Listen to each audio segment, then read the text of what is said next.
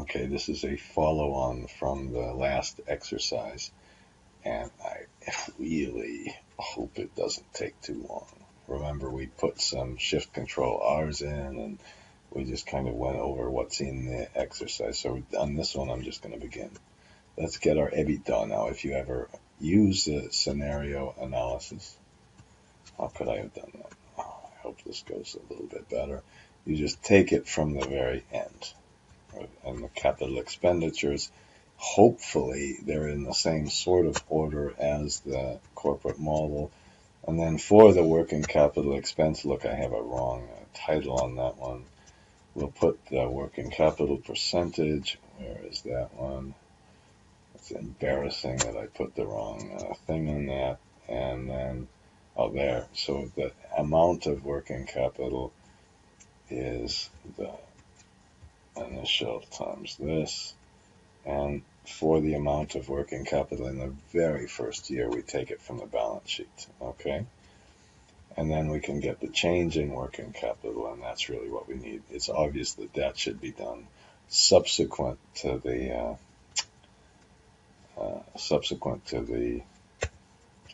getting EBITDA, right? And then let's start with our net assets. Oh, great, this plus this. I didn't even put net assets. And then again, we're still not computing depreciation quite right.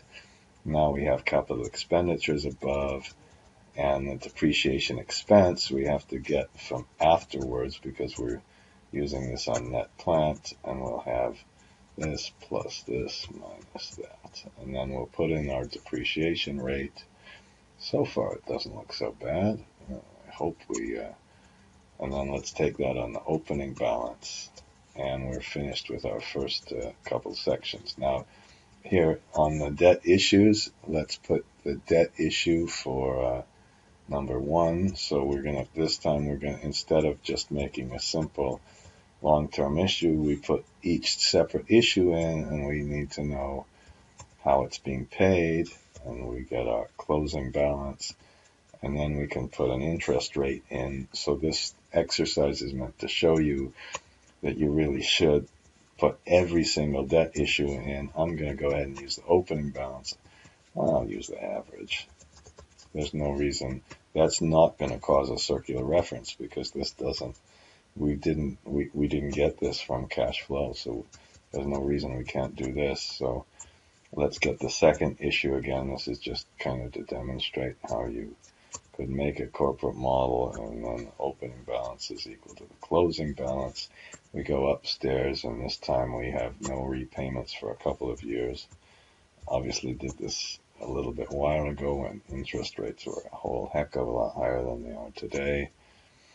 And we'll take the average of the opening and the closing balance and multiply that by the interest rate. So far, so good.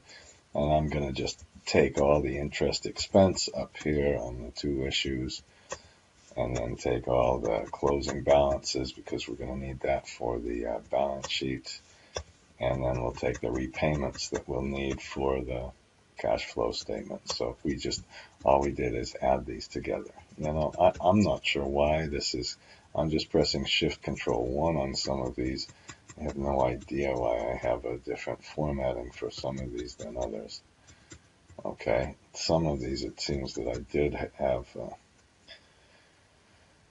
the correct. So now we're going to, now let's compute our minimum cash balance that we require. I start with EBITDA, and then as here, you notice that with a corporate model, this is very different than a project finance model.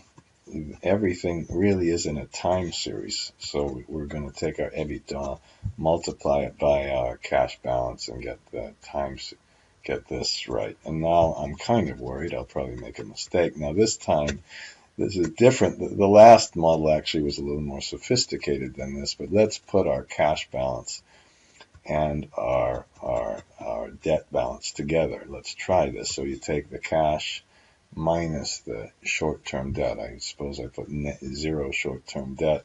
And this is kind of the combination. And then this number, that's the famous kind of number that has to come from the cash flow statement. Okay, and that's in this case, it's the very last line of the cash flow statement.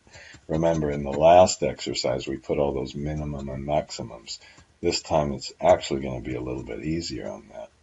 So now the cash balance, if we just did it really simply, we would take the maximum of this number or 0. That just says all we can have is a cash balance or not. But if I have a minimum cash balance, we can say, well, let's make it the balance of this or 0. And then I did something not so good by, I would have probably liked to see what the interest income rate is, but what can I do? And then the short-term debt balance, that's the same thing. Normally it would be the maximum of the minus of the closing balance, or this one, but it should be the minus of the closing balance. And if we have any minimum cash that we have to add in, we need to add this in. So it's the maximum of this plus the, where's the minimum cash balance, or 0. That's how we can do that one. So in this case, we had no short-term debt, we just had cash. Can take this one, and I made a really big mistake on this one.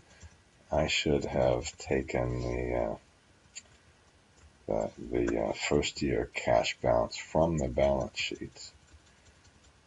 And then I should have, to avoid the circular reference, we're going to still do it our simple way. Remember, circular references are described in great detail in another whole section. So we're going to take the opening balance, and I'm going to do the same thing with the short-term debt balance and put this over here where we start with 0, and then we take the opening balance and we multiply that by a short-term debt interest rate, which is different than the long-term debt interest rate. Now let's put in our EBITDA first. I'm being lazy and putting it here. Let's get our depreciation. That's all the same as before. Hope I didn't make a mistake with that. And let's make a subtotal on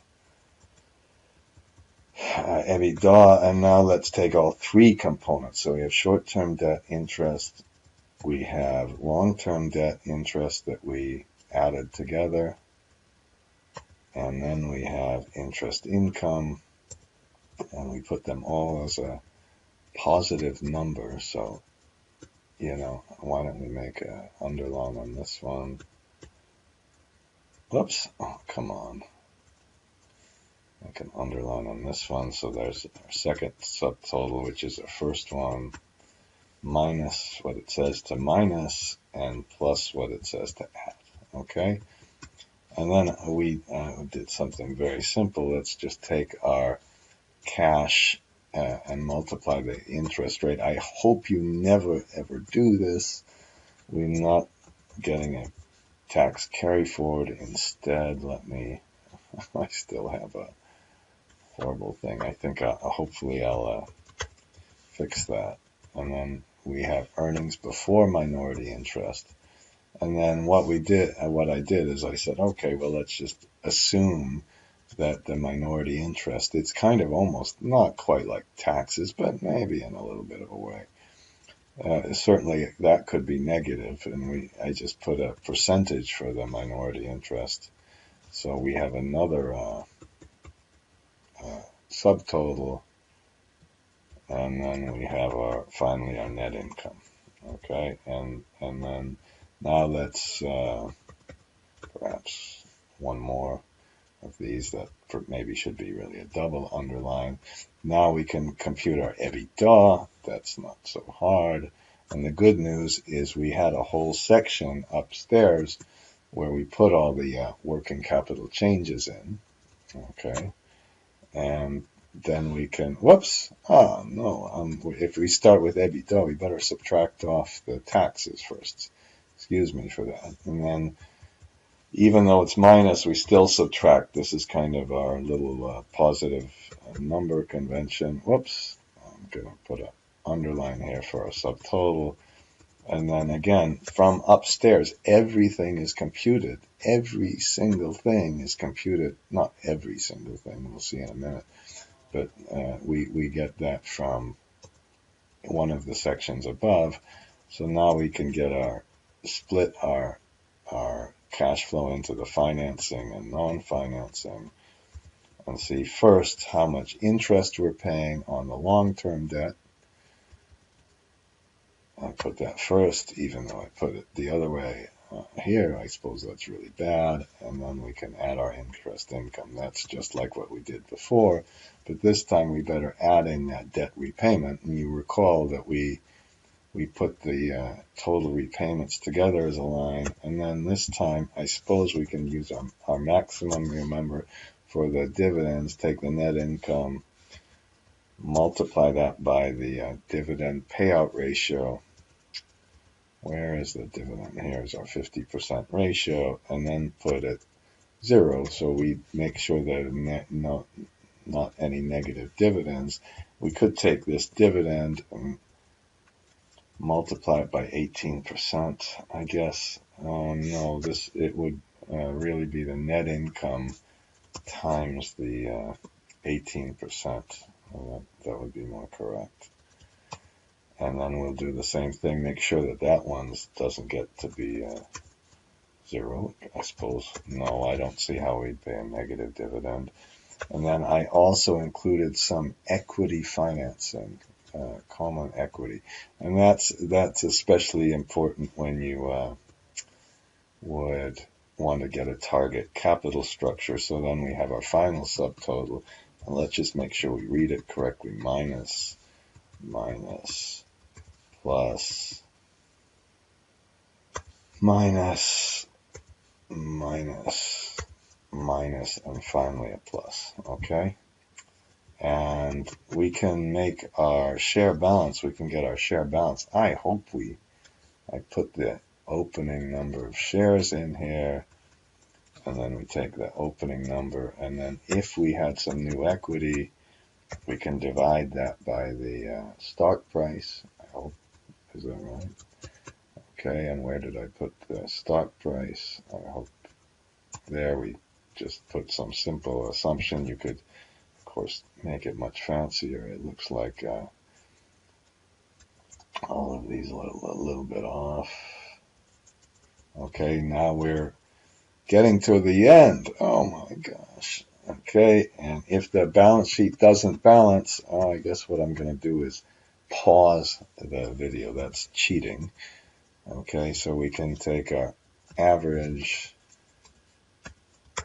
ups of our balance and then find the earnings per share. That's one of the reasons we might make a corporate model.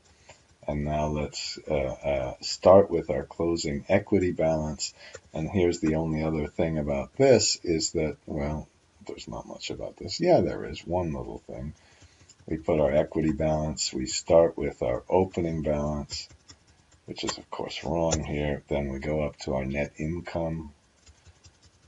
Next, then we add any new equity issues we made. And then we take our dividends to common, not to minority, and subtract them. So a couple things. We had some shares, and then we also had some dividends. Now, if it's the minority, what we do is we go down and find up to the balance sheet, right? We find the minority interest, which we have on the balance sheet, and it's almost exactly the same thing. Opening balance is closing balance. We find the net income, not of course to common, and I hope I took the 51 right. We didn't have any new minority issues, and then we subtract the minority dividends, and we have the same calculation. Okay, and so there's a little bit of an issue with minority interest in this whole thing. And then remember, for all the rest of it, all we do is we go up and start finding our balances. a cash balance, the working capital balance. I suppose that's a little bit different. Where did I put that? Let's go and find that. That should be up in the working capital section. You notice that there, and this should be net plant, okay, because I changed the way it was modeled. And where is that? Net plant, closing balance, and we can press Alt equal, and maybe on this one I'll just press Shift Control R just to get it pushed over one so we can copy the whole thing. I hope this one is okay. And the total long-term debt, remember we made an aggregate balance of the closing balance. Short-term debt, we had a closing balance of where's our closing balance of the short-term debt? Minority interest, we had a closing balance, and then equity, we had a closing balance, and then we press Alt equal, and shit, that is depressing. And what did I do wrong? We better get some of our debt, and right now I'm pausing the video and I'm going to make sure everything works so I can pretend it's okay. This is the continuation of the second exercise, and I made the balance sheet, and here's the equity balance. Remember, we just did that. Here's the minority balance, and the balance sheet balances in the first year. That's good. But in the second year, we have a difference. Okay, this was the difference between, so we made, oops, Control Z. Okay, oh no, I've got to make a little macro that copies the other way, I guess. It's so easy to do. Now, why don't we look for the error? And I did make an error. Now I cheated. I know the error I made. I think when I went through this, I can say I did it on purpose, but we should have added the cash balance instead of subtracted the cash balance. And when we did this, now everything works, and we can then go down and copy everything. I hope. Do you think this Shift Control R is going to work this time? Shift Control R, and now we have our whole model built, and it didn't take all that long, and oh crap, we have a little bit of a difference. So guess what? I'm stopping the video. Well, that wasn't a big problem. Here's the only problem. I had, of course, made another error by not taking the correct short-term debt balance. And when we take that and copy it, we get this. And now we can see if this equals 0. And we can put our wonderful little aggregate test. I should have done this right at the beginning. Like this. And, okay. And here's what this exercise is. When you receive this exercise, you can make one without the titles. And then I'm going to make this one named completed exercise. And you can make one yourself that works through the model. So this is a more complicated version, and it's still not that bad, really, is it? Okay, because we did it in